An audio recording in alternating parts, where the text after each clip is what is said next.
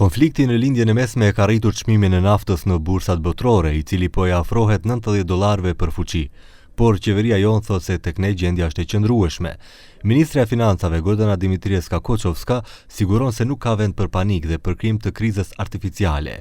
Dje në takimin me kompanitë e naftës u siguruan se ka mjaftueshëm резерва нафте. Жал ми е што во секоја ваква ситуација поединци секогаш се трудат да остварат профит и тоа е целта што најверојатно голем дел од луѓето ги води, па создаваат и вештачки кризи, дека нема доволно нафта и така натаму. Состанокот вчера беше на одлично ниво, ни една компанија не кажа дека воопшто има било каков проблем со резерви на нафта односно залихи, соодветно економски залихи на нафта, така што апсолутно нема никаков проблем и нема потреба граѓаните да чувствуваат одредена паника затоа што нема да има нафта, не е така. Janë forcuar kontrollet inspektuese dhe dje inspektorët e tregut vizituan mbi 100 pika karburanti.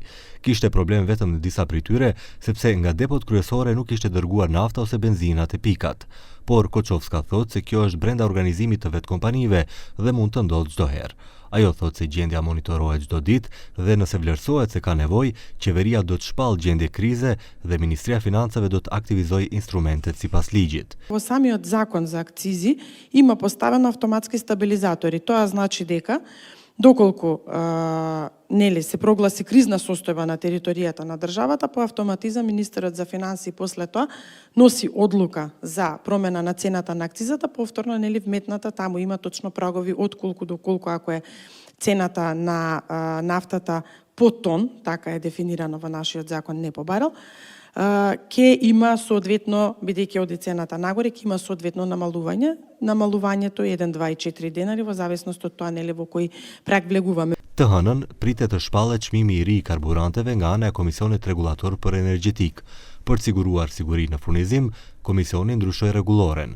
Tani vendimi për çmimet e reja të karburanteve do të merret një herë në javë vetëm të hënave dhe jo si më parë që çmimet të mund të ndryshojnë çdo ditë në varësi të lëvizjes së naftës dhe dollarit në bursat botërore.